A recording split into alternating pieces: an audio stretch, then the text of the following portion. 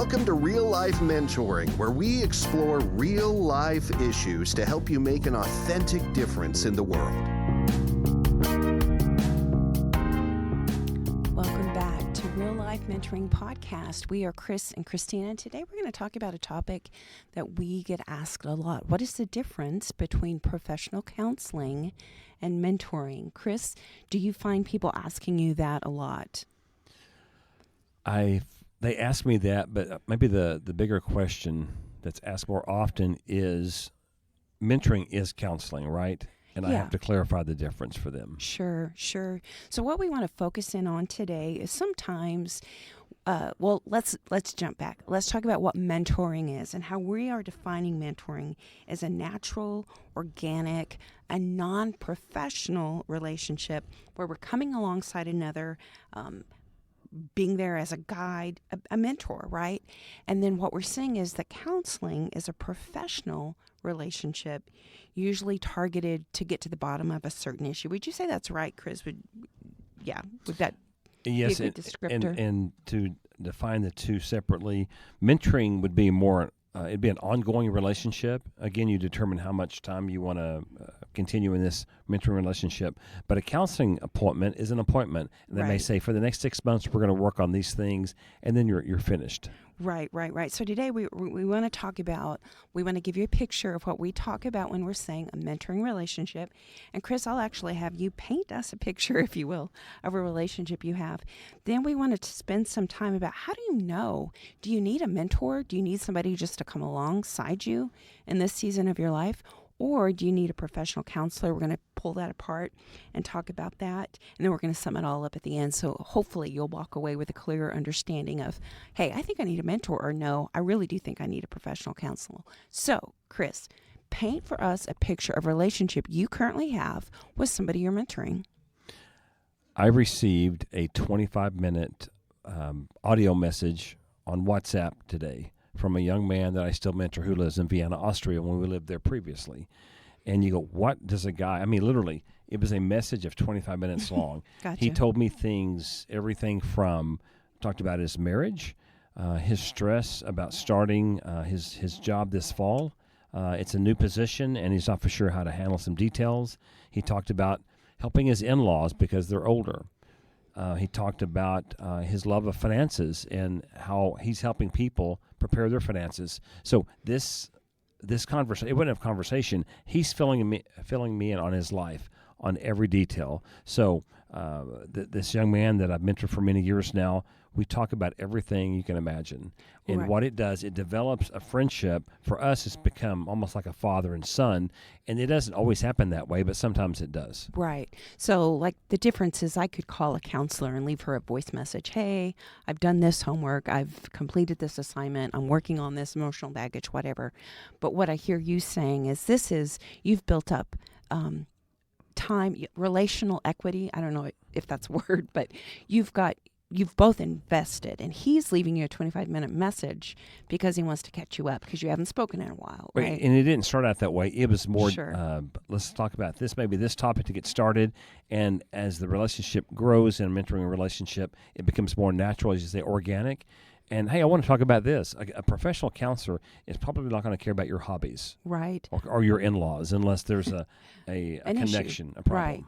Right. So we felt it important to talk about the difference between being a mentor, having a mentor, and when do you know it's time to need a professional counselor. I'll just bring in and talk about my own experience. When I was a young mom, when I was 35, when I had my youngest daughter, I experienced some hardcore anxiety, and it was bringing me to a point where I had a very good mentor in my life, a woman who was older, we'd been walking the journey of life together for quite some time, but sort of the bottom of my world fell apart when anxiety was such a very real thing. I needed some tools that my mentor didn't have. She could be, there a phone call before I went in to see the counselor. She could ask me how it went. She could come over and bring me dinner if I was too anxious to make it. But I needed somebody to help me process what was going on mentally, physically, what was happening to me emotionally. I needed the help of a professional counselor. And that's when I sought the help of a professional counselor. I know you have an experience too, right? I do. So last year, it felt like a cloud was following me. And I don't know that I'd ever dealt with depression, ongoing depression. I'd been depressed before. There's a difference in being depressed and then Suffering from depression. Was I actually in that space of suffering from depression? I don't know. It felt like it because something was off. I didn't feel like myself. It wasn't a good night's sleep. Didn't take care of it. Excuse me. A positive talk, an encouraging talk didn't take care of it. It was just lingering. So I sought out a counselor, and it really helped. We met for several months, and we talked through many things, and I needed it. Yeah, right. But now it's over. Right. So it had a purpose, it had a season, and then it had an end. And that can be true of mentoring, but what we're talking about with mentoring, here are 3 signs. These are just simple clues for you to know, hey, do I need a mentor? Or maybe I need a professional counselor. If you have a reoccurring theme or problem that is controlling you or it's impacting your daily life, that might be a good time to see a professional counselor. So going back to my story with my anxiety, it was a horrible time where there were mornings where I couldn't get out of bed, or it was interrupting my normal time with my family. It felt oppressive. It felt depressive. I couldn't shake this feeling of anxiety. It was reoccurring. It was problematic in my daily life. I had to go see a counselor. So that's what we're saying. How do you know? Maybe when it's some professional help is needed. Is it a reoccurring theme? Is it a problem that's controlling you or impacting your daily life? Second thing we'd say is, have you suffered or experienced a trauma or abuse? There are things that happen in your brain due to trauma, due to abuse, that a mentor can be a huge support. But you might need some very particular education from a professional counselor that can walk you through that trauma that a mentor can't. Is there anything else you want to say on that, Chris? The thing that comes to my mind is that a mentor, as he or she learns how to, walk another person through this journey, they can begin to understand emotions themselves better and feelings and thoughts like that. But a professional counselor should know how the brain actually works, how the chemicals have been formed, how it's been changed because of trauma. Right. Make sense? Right, exactly. So, yeah, just to reaffirm what we're saying or repeat what we're saying, if there's a reoccurring theme or a problem that's really interfering with your daily life, probably time to talk to a professional counselor. If you've suffered or experienced trauma or abuse, probably time to talk to a professional counselor. And then if you're listening and you are a mentor and somebody that you are walking with, somebody that you're mentoring, you realize that there's an issue that doesn't seem to quite get resolved, or an issue that you notice there's some pattern that there's really a struggle with, then you've built trust with this person. You can refer them to a professional counselor. I know that I've had to do it years and years and years ago. When the girls were little, I would meet with this young woman, and she was really suffering from some physical effects of anxiety. She didn't really notice it in herself, and for me to recognize, hey, I really think there's some physical things going on. This could be an anxiety issue, referred her to a counselor. It was very freeing for her. So if you are a mentor, you've earned the respect, you've earned the trust of your mentee to suggest, hey, this issue, I think it's time to see a professional counselor. I'd like to interject that. Okay, as a mentor, I start introducing topics, subjects to this mentee, okay? Right. Maybe things they've never talked about or thought about. Mm-hmm. What I have found happen sometimes is I introduce a topic and they begin to tell me some of their story, and maybe trauma comes up in their mind. They're going, I never thought about that, or that wasn't normal, or that was really messed up. It's interesting how you can start out mentoring someone, and because of the depth of the conversations, it brings up things that actually need to be handled by a professional counselor. That's true. Yeah, that's a great point. And I've seen that happen. There was a guy I was mentoring probably early 60s at the time, and I began to ask him about his story growing up, and he quickly went to a place of being sexually abused as a little boy, or I said as a teenager, and he sat there and wept.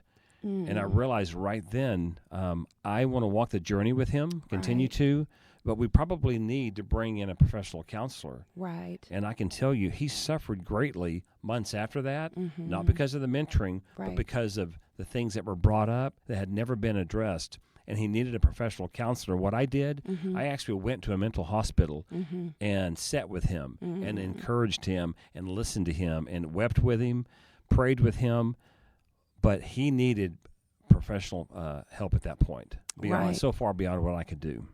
I'm glad you said that. That's kind of the third point, what we want to talk about today. If you are a mentor, then you have the privilege, the honor, and dare I say, you should be walking with your mentee. If they are seeking out professional counseling, you have a unique opportunity to support them during that season. And so because when we speak about what we do about mentoring, people often go, well, how is that different from counseling, from professional counseling? We hope today is giving you some nuggets on how that is different. We hope that these three things that you can recognize either within yourself or somebody you're mentoring. Is there a recurring theme or problem that's impacting your daily life? Have you been the victim of trauma or abuse? Or if you're a mentor, do you recognize a recurring issue that never quite seems to be addressed that you can come alongside and refer? You and I saw a professional counselor. I remember in 2013, we were going through a lot of difficulty. Right. Because of some choices made by people in authority over us. And so we sought out this counselor. And after the second or third time, I asked the counselor, I said, I know you'll be honest with us, but what do you think? Are we really messed up? And she said, guys, people who know they need help are actually so much healthier than those who push it away and deny it. Right. She actually said healthy people know when things are wrong. And that was incredibly freeing for us. This is probably said on many podcasts, many interviews. There is a stigma sometimes with counseling. Right. Counseling can be so beneficial. It'll save your life or the life of someone you really care about. And so I just want to encourage you, if you think you need a counselor, if you have a trusted mentor, and they say, maybe you want to see a counselor, then consider listening to that and just try it. Right. There was another young man I was mentoring, and I had seen some things in his life and heard some things, reoccurring themes, and I thought, I wonder if he needs a counselor. He actually approached me about it before I had a chance to ask him. He said, Chris, I appreciate what you're doing with me. He said, but I'm wondering, because of some things I'm dealing with, should I see a professional counselor as well? And I told him, I said, I'm so proud of you for having the courage to say that to me. Right. And yes, I would say that's a good idea. In fact, I said to him, I know of a counselor locally that I would recommend. If you want me to call this counselor and help you connect with her, I will. If you want me to go on the first visit or whatever, and if you don't, that's okay. I wanted him to know as his mentor, I am so proud of you for having the courage to be real, to admit I may need a counselor. Yeah. And if I need to go with him, I will. That support needs to always be there. I need to be willing to walk with a mentee through the good, the bad, and the ugly, the really difficult times. That's great. Thanks for sharing that. So we encourage you that if you are a mentor and you see someone struggling with something that just seems to be a reoccurring issue, be brave enough to love them well and refer them to a counselor. If you are struggling with, do I see a counselor? Do I need a mentor? Yes to both, probably. So we hope today that you've heard us talk about the difference between mentoring and counseling. And if what you've heard today has been beneficial and you'd like to become a financial donor for this podcast, just go to the website at FahrenheitMentoring.org and click on the podcast button. In there, you'll be led to the direct place where you can give a donation. And as always, please subscribe to the Real Life Mentoring Podcast. Thank you, as always.